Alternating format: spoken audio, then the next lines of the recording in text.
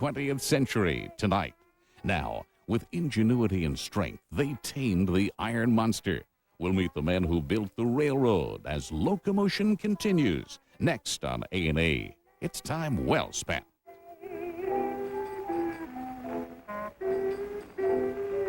I'm going back to Dixie if I have to crawl all the way.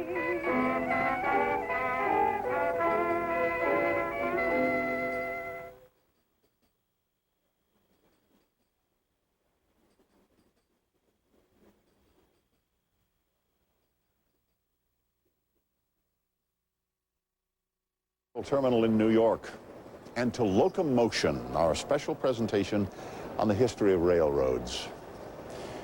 Our program is a journey by rail through history and around the world. It tells the story of one invention and its immeasurable effect on civilization as we know it.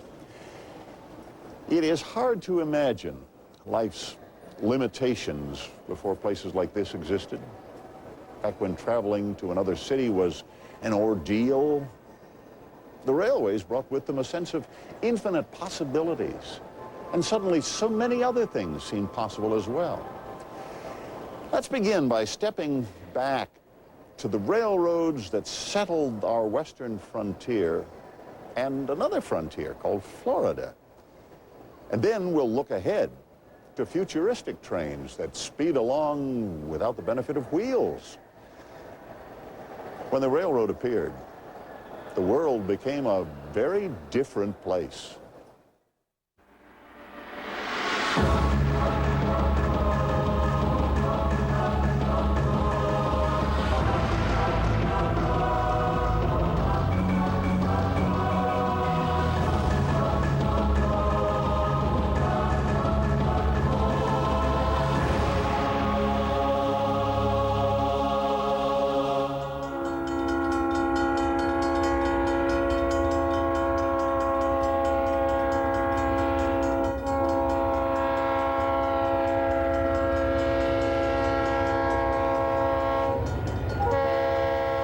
First, humans discovered fire, then invented the wheel, and then, thousands of years later, put the two together into a railroad. And the world entered a new age.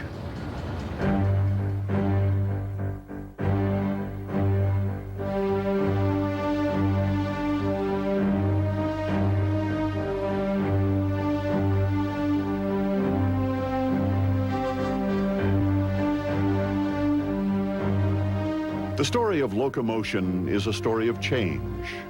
Man created the railway and then had to discover how to come to terms with it. The combination of steam and iron was a magic formula that would mobilize the present and radically transform the future.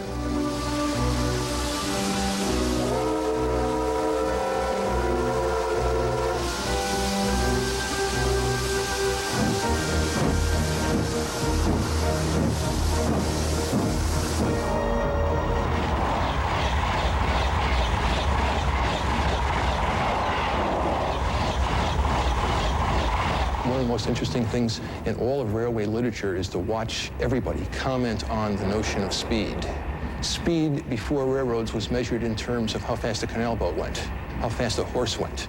But suddenly railroads went 8 miles an hour, twice as fast as anybody had ever been.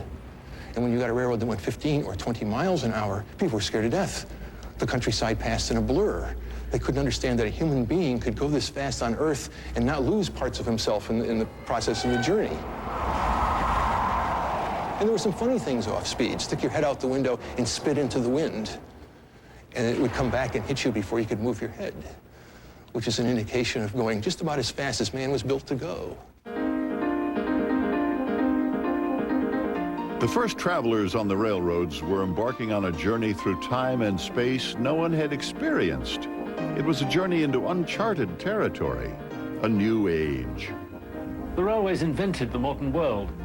Before, men for transport had depended on nature. They depended on the sea, they depended on the winds, the tides, they depended on animals.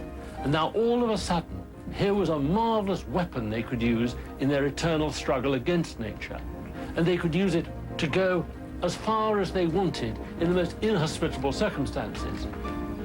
People found it could do almost anything, and the longer they went, the more miracles they could achieve with it.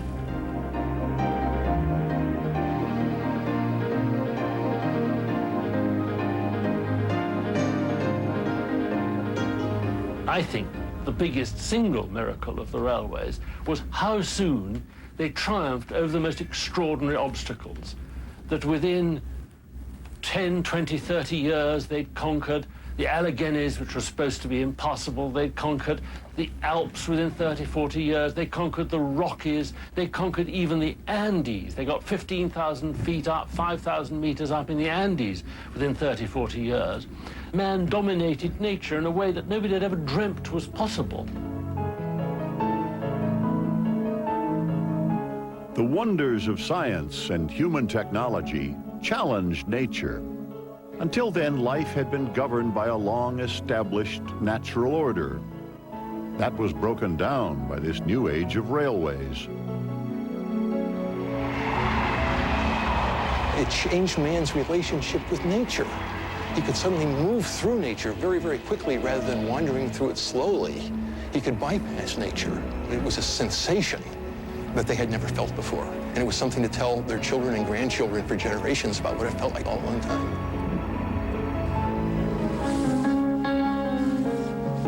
It began with George Stephenson's locomotive called the Rocket in 1829. From then on, railways inspired wonder and sometimes fear.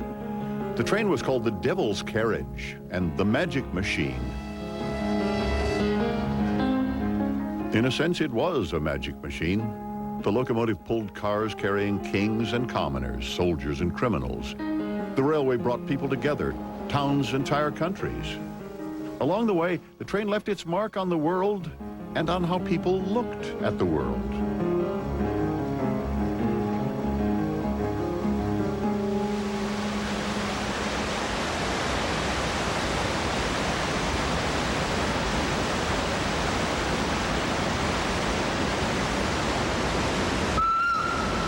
One of the railway's most extraordinary impacts, and one that is very difficult to define, was, in a sense, the dehumanizing of travel, your alienation from the landscape. We're used to it.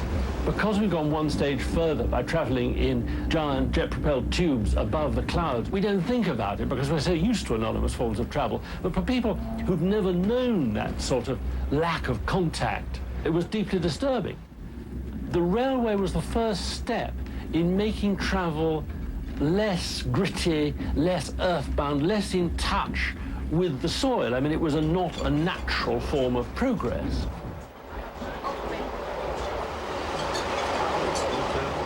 This is the Glacier Express in Switzerland.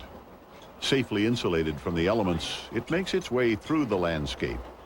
Its comfortable passengers are free to interact. Nature is just a pleasant diversion. The passenger train created an entirely new interior world. The landscape was reduced to an accessory, there if needed, but easily ignored. And in this interior world, new codes and customs evolved. Reading became a natural part of the process. A book or magazine helped pass the time when people lost interest in seeing where they were or where they were going. Eating added to the sense of the train as a community, somehow set apart from the rest of the world as it rolled through the countryside.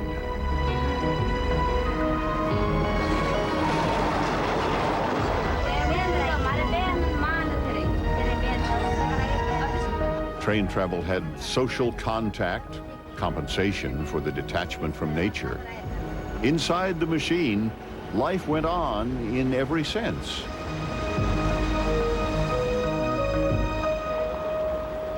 In the world, the railroads created masses of people moved together. Passengers departed and arrived at the same time. Time. Freedom to travel was constrained by a strict new kind of time. Railway time.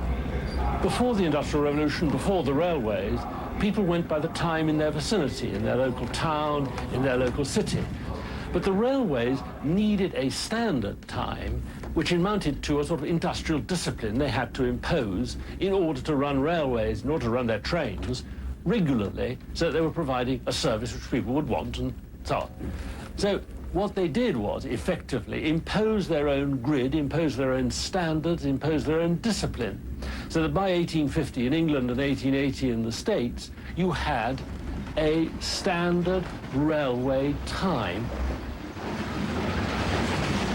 Railroads, because they had to operate to the minute to prevent wrecks, to make connections between railroads, had to redefine time. And they did it initially by taking time and putting it up on the depot, and that became railroad time. The depot became the center of towns and villages. It's the place where things happened. It's where news came in, where the telegraph was situated, where merchandise for the stores arrived, where newspapers came in, where virtually everything happened, where people left. You went to meet friends and greet friends, say goodbye to your lover, whatever else happened. You did it at the depot. And you had to do it at the time the train arrived or departed. And therefore, the depot clock became the central timepiece in every village and hamlet in the country. Not only did the railway age create a new sense of time, it expanded our sense of what was possible. For the first time in history, people could easily move to remote areas thousands of miles away. In the United States, that meant a nation that stretched from one sea to the other. Railroads and the taming of the Wild West, when Locomotion continues. At Lexus, we'd like to thank you for making us #1 in customer satisfaction for an unprecedented 5th year in a row. So now we're celebrating with a sales event. With Lexus corporate support, you can now get the best values of the year, whether you buy or lease on the finest cars on the road. The customer satisfaction sales event, where the values are overflowing, but only until September 4th at your Lexus dealer. Dad, good news, bad news. You switched to that bargain brand of paper and saved us $21 this year. Now, the bad news? Don't tell your mother. The last thing you want to worry about is paper jamming. That's why Union Camp created Great White recycled content paper. It's virtually worry-free, so it's as good for your business as it is for the environment. Great White, only from Union Camp. One less thing to worry about. Stanley, I'm home. Son, hide this. After a hard day, there's nothing like a good bedtime story.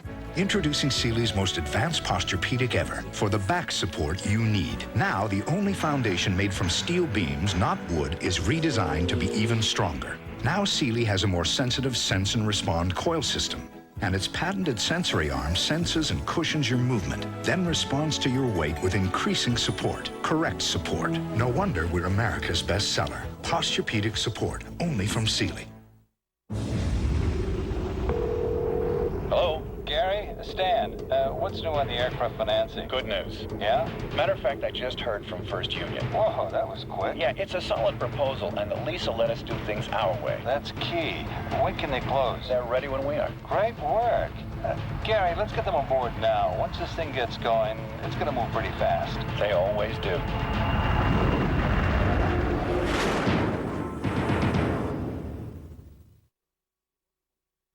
We now return to Locomotion here on A&E.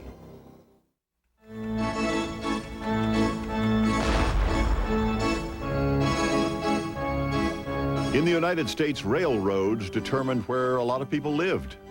There was increasing demand for living space. Settlers headed west by the millions to grab land for themselves and their families.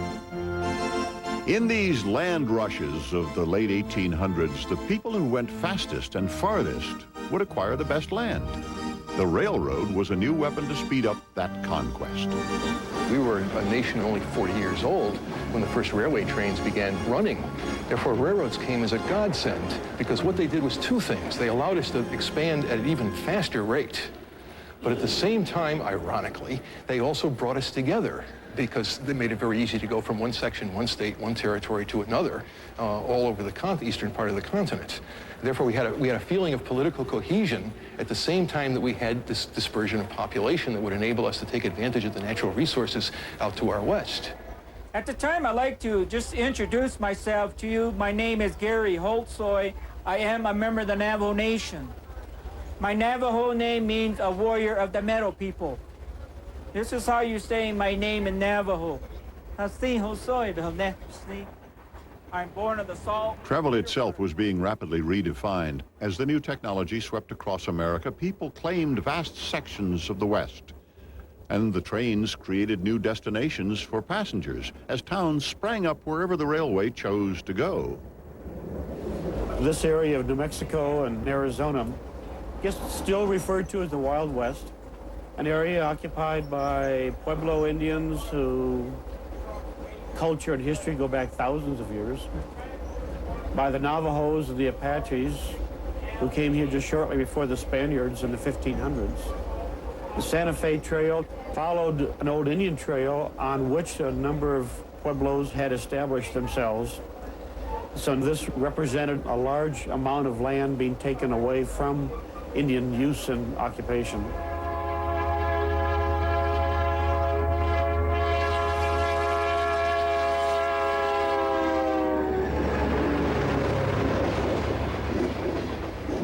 Picked up on the fact that their railway went through Indian country, and they made a concerted sales pitch nationally selling Indian country. They renamed their trains the Super Chief, the Navajo.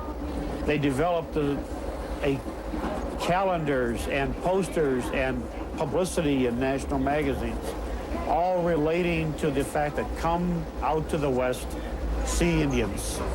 See sand painters, see rug weavers, but take the train.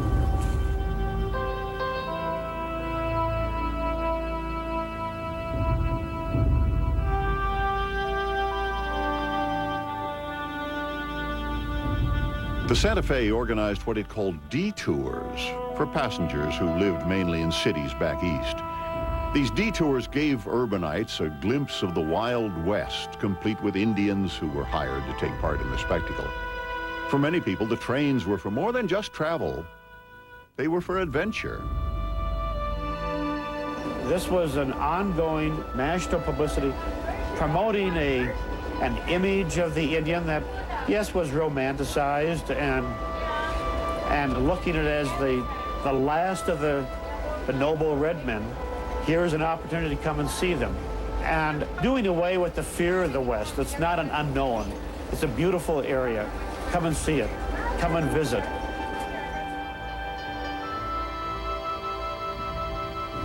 Suddenly, the people on the move weren't frontiersmen or rough and ready folk with their family who were willing to go out and brave the dangers. You could now get on a railroad coach, ride for 24 hours, find yourself on the edge of civilization somewhere, and you're just as mobile as Daniel Boone had been.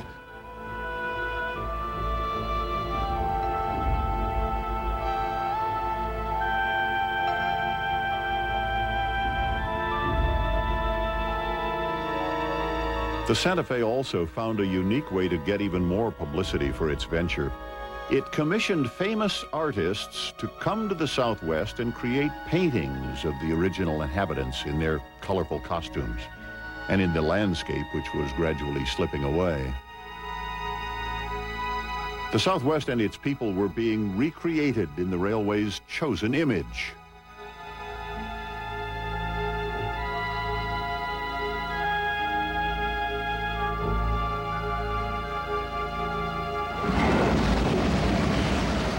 After it made the West accessible, the Santa Fe began to make it hospitable. In 1878, it hired an Englishman named Fred Harvey to feed passengers in style. The railway wanted to go first class. The Harvey houses, the restaurants, the motels or the hotels that were established along the route produced some of the best meals, best lodging that you could find anywhere in the country. Trains would stop at these Harvey houses. You'd have several hundred people getting off the train, all fed, taken care of, and back on the train in less than an hour. Make room for the next train coming along 2 hours later and doing the same thing all over again. He wanted his girls to look like nuns or like nurses. The training was strict, very strict. And Miss Jenny was head waitress in the dining room, and she had been with Fred Harvey 44 years then. And Miss Jenny preferred that I didn't serve in the dining room too often because I was not graceful enough to suit her. They kept us so busy. Any time that you weren't serving people, you were busy folding napkins and being sure that everything was in perfect order. And even to this day, when I go somewhere and it isn't well served, it bothers me because our training was so intense in that field. The passenger train also civilized the East, especially Florida. In just a few years, one man and his railway transformed the state from swamp to playground of the rich. Locomotion will continue in a moment. I can't fall asleep. I can't stay asleep. Try Nitol Quick Caps to fall asleep fast and get a good night's sleep. Get Nitol Quick Caps. Nitol will help you get yours ease. I was thinking about getting married again. Bill, Marcia's 10 years older than you. What difference does that make? Sometimes I wish my family wasn't so connected. Mom says when you're 50, she'll be 60. Talk to them, Sam. Mom, what if he was 10 years older than her? That's different. She loves him, Mom. That's what matters. The next day, I got a message, but it wasn't for me. Marcia. It said, "Welcome to the family, Marcia. Love, Mom and Dad." Hey family, ready for a great deal from the Big Red Boat? Well, your ship just came in. Now save $700 on a Bahamas cruise and Walt Disney World Resort vacation. A 4-night cruise with non-stop entertainment, complete youth programs, 24-hour childcare, and 2 exotic ports of call in the Bahamas. Nassau and exclusive Port Lucaya. Plus a magical 3-night Walt Disney World Resort vacation. Call Carlson Vaughan Lee Travel at 1-800-652-SHIP. Television's biggest event this fall, Premiere Week on A&E. From Biography's Great Entertainers Week to a multitude of new episodes from award-winning documentaries and 2 new series, Crime, Science, and Biography this week, plus the mischief of Lovejoy and the magic of stage. A&E's Premiere Week event beginning September 3rd, only on A&E. At Lexus, we'd like to thank you for making us #1 in customer satisfaction for an unprecedented 5th year in a row. So now we're celebrating with a sales event.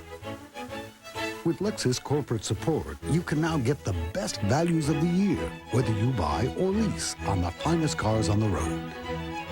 The customer satisfaction sales event, where the values are overflowing, but only until September 4th at your Lexus dealer.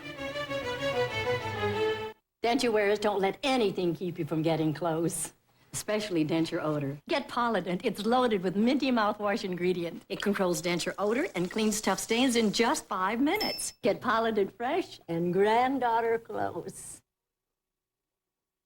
We now return to Locomotion here on A&E.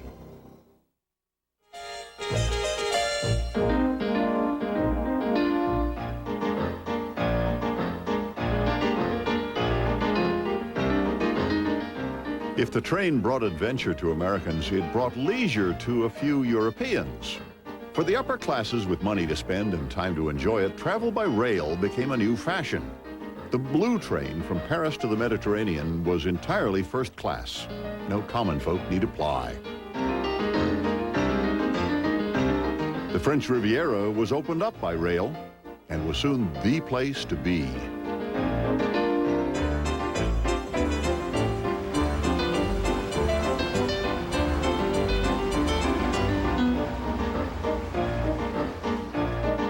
Nice was invaded by the English and the Russians, at least those who could afford it, and royalty from all over Europe. What had been a rundown fishing port in the mid-1800s was transformed into an international pleasure zone. Those with enough money could afford to cheat the seasons and carry their social rituals south to the sun. The borders between countries were less visible. Geography was being redrawn by the railways. It seemed as if nothing within the reach of the train would ever be the same. Railroads were sold as the wave of the future, progress, a way to achieve expansion and prosperity and all the other good things that life promised. They were also sold as an invention of the gods put in the hands of man. There's a spiritual aspect to them, to steam locomotives. They took on a life of their own. They're almost divine. Right? And the interesting thing about that is it made the people who ruled the railroads, the people who ran the railroads, it also put them on a level of the deities as well, because it gave them control over nature, as God has control over nature. It gave them control over distance. It gave them control over mobility. It gave them control over prosperity. It's the same kind of control that God has. And so the railroads very quickly were seen by the public as a divine scientific intervention in the unalterable march to progress. Nowhere was the march to progress more evident than Florida. Before the railway came here, Miami had a handful of people. As late as 1895, there were maybe a dozen people living along the Miami River, and that was essentially it. The railway came in April of '96, and it magically transformed this place. And this was an isolated area dominated by the Everglades with a handful of people living along a couple of the waterways. There was actually nothing here until the end of the 19th century. The railroad brought prosperity to remote corners of the world and extreme wealth to a handful of men. One of those was a businessman who had already made millions in oil. In many ways, Henry Flagler built what we now know as Florida, and he built it with railroads. Flagler's importance to Florida, it's not a case of saying it can't be overestimated. It's a case of saying that without Flagler, there would be no Florida. At least there wouldn't be a Florida that we know today.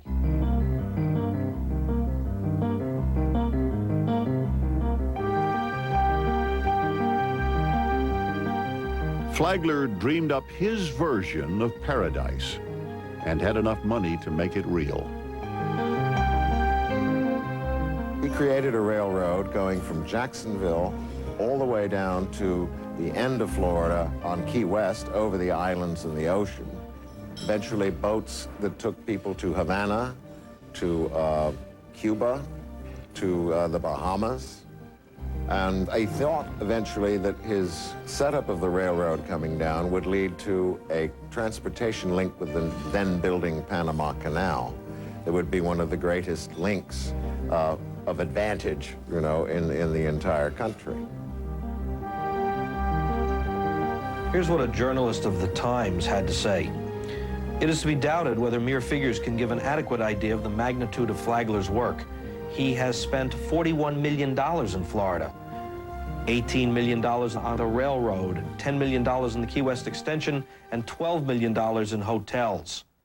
What it comes down to is that Flagler has made the east coast of Florida. The island of Palm Beach was little more than a coconut grove until Henry Flagler came along.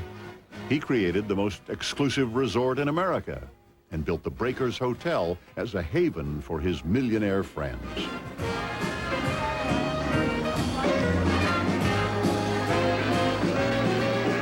You can make an analogy really with Disney, taking an empty section of Florida in the middle of the state and building his whole, what's now known as Disney World. Flagler here found something that was absolutely untouched, except for a few houses, and then could create totally what he wanted. Because Mr. Flagler was involved with what was then the 400 of New York. They'd already followed down and used his magnificent hotels in St. Augustine, and he thought they would come here, and of course, he was right. People began to arrive in droves. The hotels were immediately popular. He would bring the Hungarian String Orchestra. He even brought people such as Emma Ames, who was a famous opera star, Nellie Melba. It's even said Caruso came and sang, but I haven't been able to track that one down to more than legend.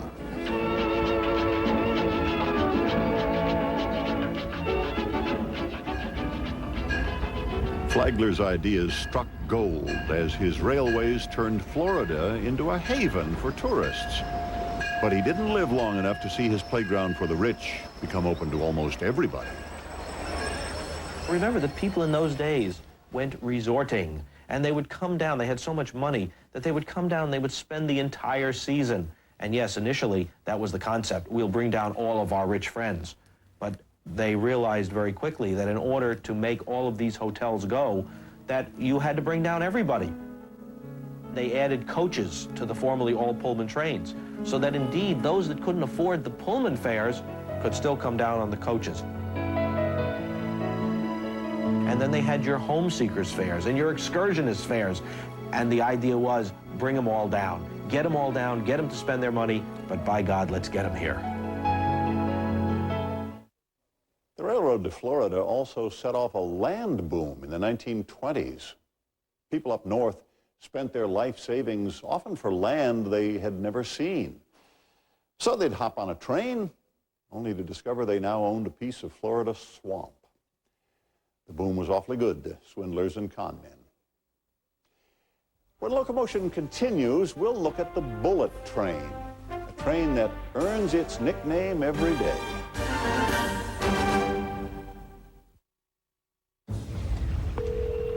Hello? Alex, it's Paul. What do you hear from Wall Street on the offshore project? I don't know. You're hoping for something fresh, huh? Yeah. Well, I've got a proposal. You mean First Union? Yeah. Okay, tell me more. Well, they know the risks, and their plan for getting the capital protects us if the market moves against us. I like the sound of that. No kidding. We're gonna nail this one. Right.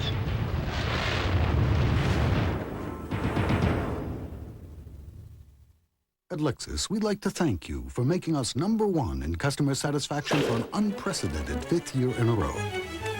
So now we're celebrating with a sales event.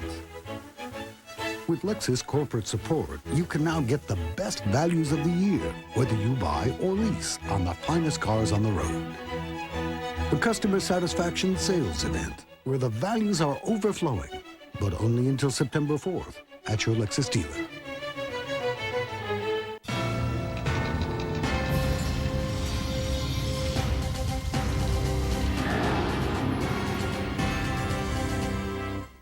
Daniels Cablevision presents Select Choice. 3 new channels for only $3.99 a month, or select individually for $1.50 apiece. ESPN2, a 24-hour sports network featuring unique sports geared to the next generation. The Learning Channel, TV that teaches as it entertains. Court TV, 24-hour coverage of the nation's most important and compelling court cases. Add 3 new channels for $3.99, or choose 1 for just $1.50. Watch for a free sample of Select Choice August 15th to September 15th and enjoy 3 great new channels. I would really like a luxury car, but I can't get past the guilt. I mean, look at this one. It's like owning your own plane. And that sound system. The seat is so comfortable. You get dual airbags and a big fuel-injected V8. The Ford Thunderbird LX. Whoa, that's half of what I thought it was going to be. So I really don't have anything to feel guilty about, right? Hello? Oh, Mom, hi. I was just going to call you, really. We now return to Locomotion here on A&E.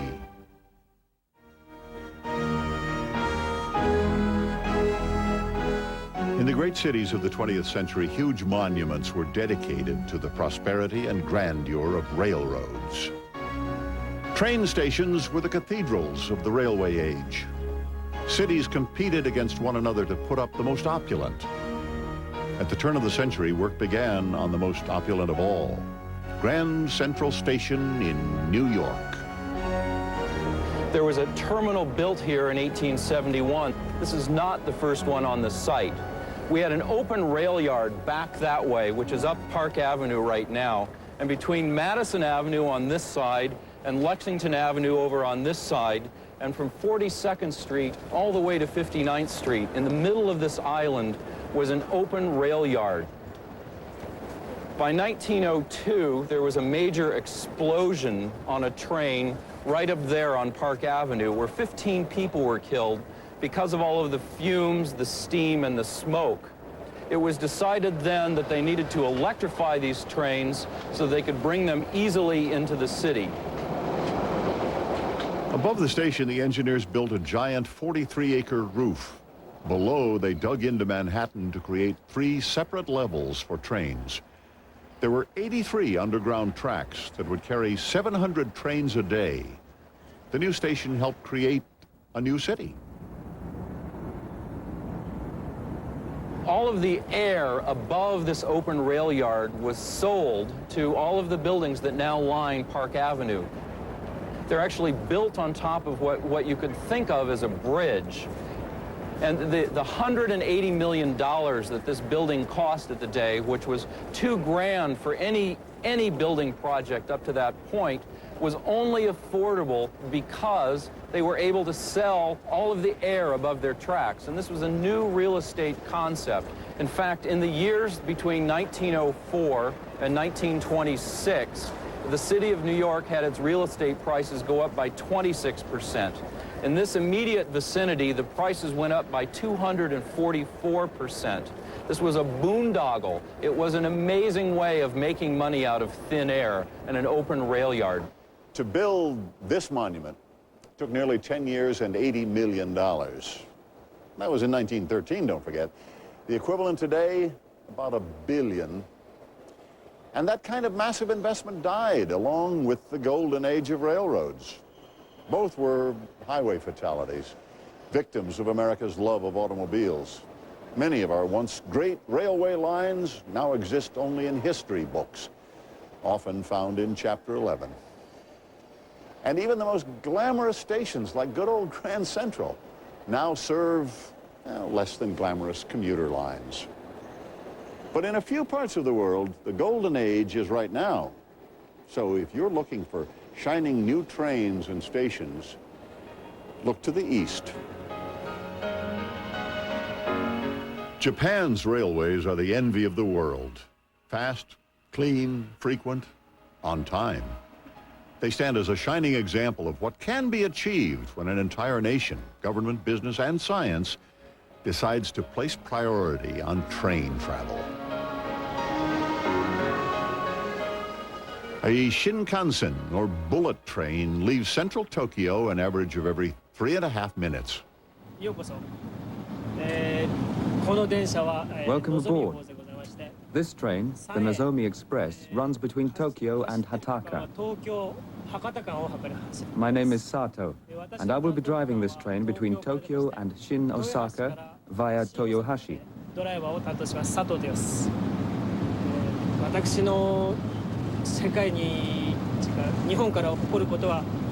I'm very proud to be driving this world-famous train, which is known throughout the world to be the most reliable.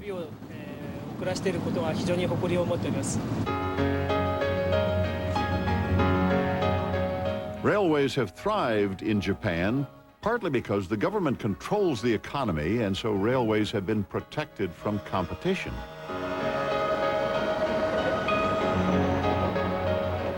Railways receive priority because they're perfectly suited to the densely populated country. Every day in the cities, trains move millions of people.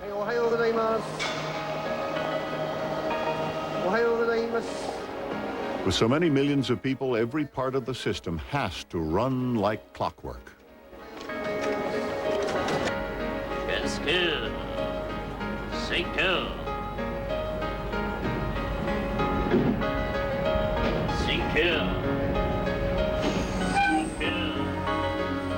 The Japanese have invested heavily in comfortable modern trains without worrying much about cost. In Tokyo, trains and subways handle about 90% of the workers commuting to the business districts, a far higher percent than any other city in the world. Many of the things that are most distinctive about modern Japan, both economically and culturally, are epitomized by its railroad system. Economically, of course, the whole Japanese miracle could not function without this railroad network, getting people from their suburbs to their jobs each day, moving freight so efficiently. Culturally, it is a kind of model of the miracle of modern Japan. The railways work partly because of Japan's unique culture. The country thrives on consensus. The interests of the people are seen as united with those of business and government. Individuality is often sacrificed to the common good.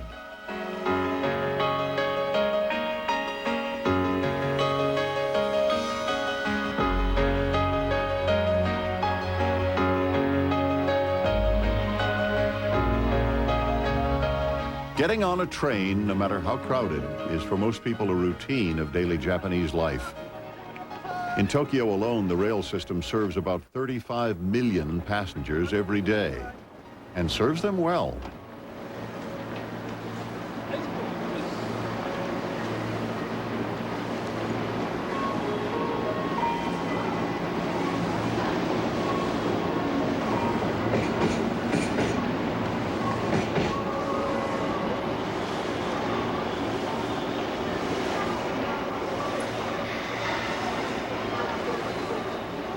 It is so established in Japanese popular culture that the trains will run on time. There's even a genre of detective stories where the plot always turns on train schedules, and they can go do all sorts of elaborate acts of detection, saying that since the 8:45 arrived with a minute and a half to spare for the 8:47, then we know the killer could have made this transition, et cetera, et cetera. This kind of story would not be believable in the United States. On the Ida line, the train departs at 10:15. She then switched to the 10:28, which arrived promptly at 10:42. She just had time to switch back to the train leaving in the other direction from Toyokawa at 10:50. She thought she could fool us by switching trains. Between the stations, it takes 15 minutes. The suspect pretended to be asleep for that time. Ah, yes. The suspect came out about 15 minutes earlier and switched trains.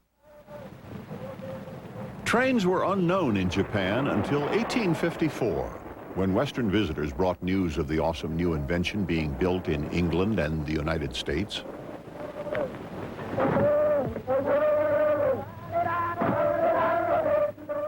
The Japanese were cautious about opening the country to Western products, so Japan built its own trains, which were operating by the turn of the century.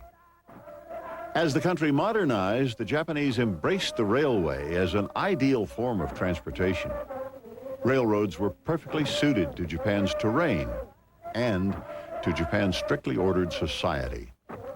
British engineers helped design and build the system, but it remained firmly under the control of the Japanese.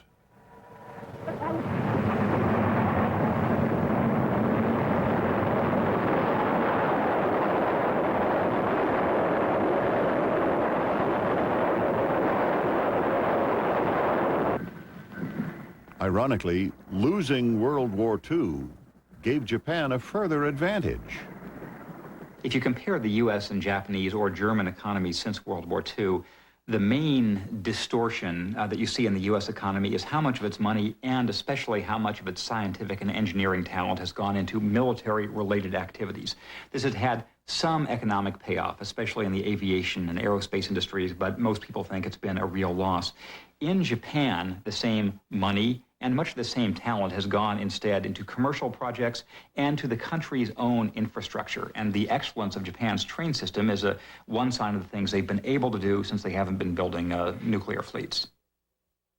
The Japanese are exploring another technology that may wind up being faster than a speeding bullet train. We'll look at new Japanese technologies and also the future of railways here at home when Locomotion continues.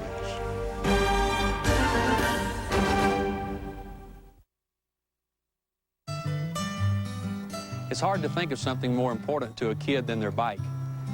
That's why State Farm, along with the help of the Good Neighbor, sponsors the Bike Rodeo, just one of the many safety programs we support throughout the country. It's where we give kids a lesson in bike safety to help make sure their bikes are in good condition and to teach kids to ride more responsibly. Because at State Farm, we want to make sure children are safe no matter where their bikes take them. State Farm is there. Enterprise, hi, I'm at the repair shop. I need to rent a car. Enterprise will arrange to pick you up, This is great. drive you to our place, and get you on your way. Pick Enterprise. We'll pick you up. My new denture adhesive is Polygrip Free. One of the reasons why Polygrip Free is so important to me is because it has no artificial flavors or colors. Polygrip Free holds my dentures tight. Makes me feel like I have my real teeth again. Polygrip Free.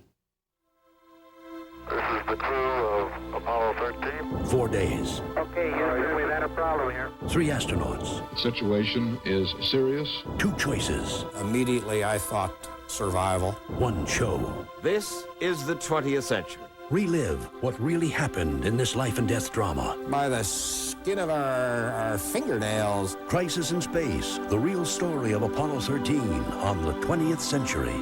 Next, only on A&E. When a traffic jam was 2 cars in the same town, Mobil Oil was there. When Lindbergh crossed the Atlantic, Mobil was on board. Mobil was in the world's first minivans, in the first space shuttle, and in the tanks of Desert Storm. We've been helping engines last for a long time. Mobil, changing oil for over 125 years. Sales are going down. It depends on how you look at it. The IRS is on the phone.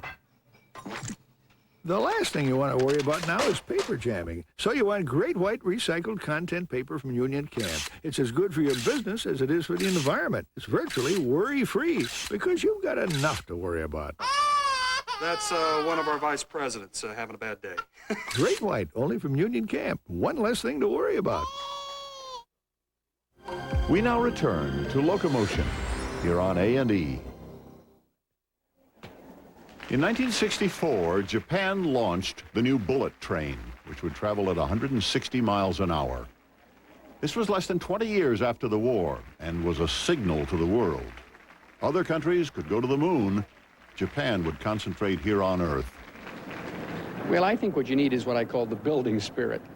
You've got to want to be a builder and set a record in history as somebody who built rather than consumed. Now, I think building is just as much a part of human nature as consuming.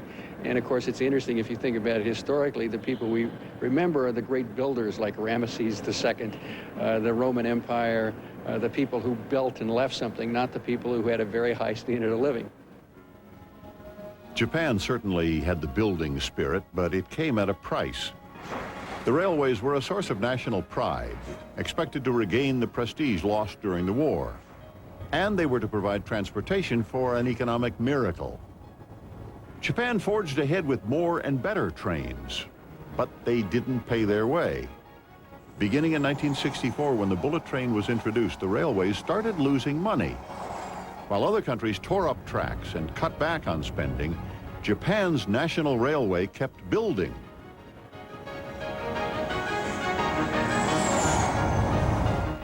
It seemed the railway had a blank check from the government. It continued to invest in state-of-the-art technology. There were more and more employees, making higher and higher salaries. The government was footing the bill, and by the 1980s, facing a crisis. The Japanese National Railways debt had got to be such a problem that by 1987, the accumulated losses had reached 10% of the gross national product of Japan at that time. The government was looking for ways to cut spending and looked toward the National Railway, which was devouring money. Something had to be done to reduce the deficit. In search for ideas, the Japanese government turned to private railways for help. When the Japanese National Railways were first nationalized in the early 20th century, a small number of local lines were left in private hands, and these grew over the years until the private railways had come to rival in size the national railways. The private railways had grown up with the communities they served. As in the American West, they bought up land around the tracks and developed industries, operated supermarkets, even funeral parlors. The railroad was only part of their business. Today, they make money from customers that their trains bring into their shops. In these highly diversified companies, the railroad part of the business doesn't even have to turn a profit. There are more private railways in Japan than anywhere else in the world. The national railways couldn't exactly copy that formula. Even so, the government did decide to privatize the Japanese National Railway, or JNR, hoping that in private hands, costs would finally be controlled. The railways were privatized because there was a situation, mainly with the debt, where it was seen as the only way of solving this really very serious situation. JNR had come to play a certain role in Japanese national life, including Japanese political life, whereby it was unable to control its own investment. And it was being forced to build lines in increasingly marginal areas for political reasons, which it then had to finance and pay for. And it just couldn't, as a public corporation as it was then, it wasn't in a position to resist these pressures. The government privatized the system in 1987, forming new companies that would offer shares on the stock exchange. The debt that was run up by the national railways will still have to be paid by the taxpayers. And the new companies, private or not, will probably be bailed out by the government if they get into financial trouble. So even in Japan, where there's a national will to support railways, where there are natural allies in government and business, and where trains make geographic sense, running a railroad is often a money-losing proposition.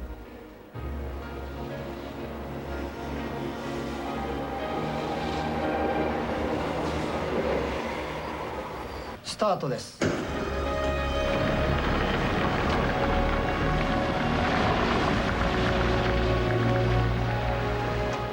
Despite its history of money-losing railways, the future of train travel is being explored on the southern tip of Japan.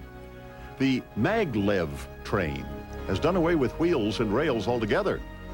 Instead, magnets lift the train and move it at a speed of up to 250 miles an hour.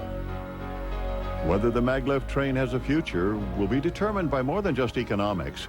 The decision will be based on whether the new technology will lead to a measurable national benefit.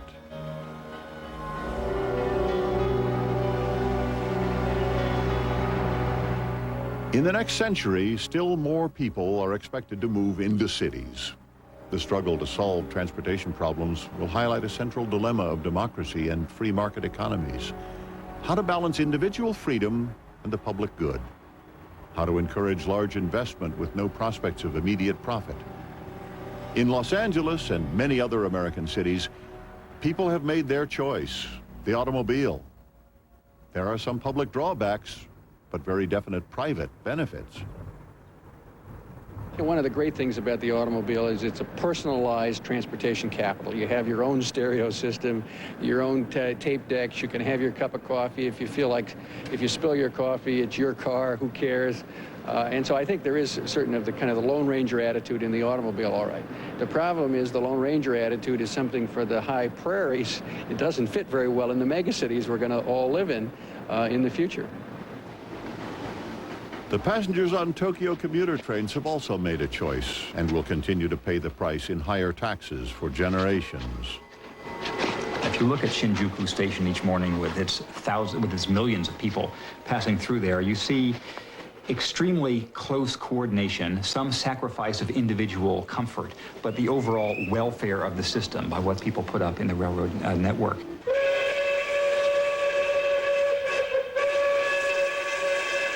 In the golden age of American railroads, things were simpler. Railroads' benefits were clear and immediate on commerce and in our private lives. Whether the railroad still provides benefits to America is not so clear. There are some activities, education and transportation being two of them, which have enormous long-run effects, and it's worth investing, even though they don't make narrow economic sense. For example, suppose I was a hard-nosed capitalist mother and father, thinking about sending my children to 16 years' worth of education. That is a lousy investment that no capitalist would ever make. With 16 years with no returns, there isn't any way that could pay off. On the other hand, having an educated citizenry clearly does pay off for every society. And the same thing's true on a good transportation system. If you look at it at any moment in time and judge it in very narrow criteria, it probably doesn't make sense. We never would have built the interstate highway system under that kind of criteria. On the other hand, in the long run, it does. And of course, it goes right back to why the Roman Empire built roads. It's the thing that holds us together, the transportation system. For more than a century and a half, ever since George Stephenson built England's first public railroad in 1825, the locomotive has changed the world. Where we're able to live, the laws governing how we work, the way we fight wars, all have been radically transformed by railroads. It may be debatable exactly when the so-called modern era arrived, but it got here by train. The automobile and the airplane, of course, also transformed our lives. They were great steps forward in the modern world. But the railroad created that world in the first place. So for those who detest the very idea of modernization, the railway is the chief culprit. In 1854, just 20 years after the first American railroad, Henry David Thoreau wrote from his sanctuary on Walden Pond, "We do not ride on the railroad, it rides on us." For A&E, I'm Jack Perkins. Thanks for watching. A&E Home Video presents Locomotion, the amazing world of trains. From the iron horse to the bullet train, this is the story of the machine that revolutionized the world. Call 1-800-423-1212 and order this collector edition box set. All 4 episodes of Locomotion on 4 video cassettes for $79.95 plus shipping and handling. Call now, 1-800-423-1212.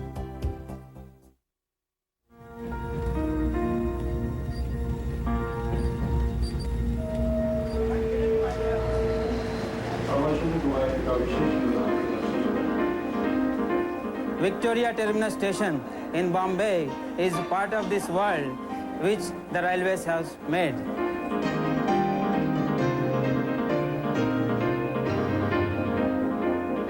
It's very simple. Florida is part of the world that the railways made.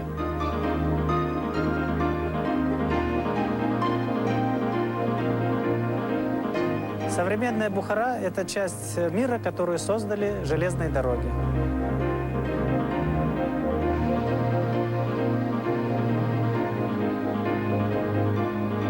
Grand Central Terminal is part of that world that the railroads made.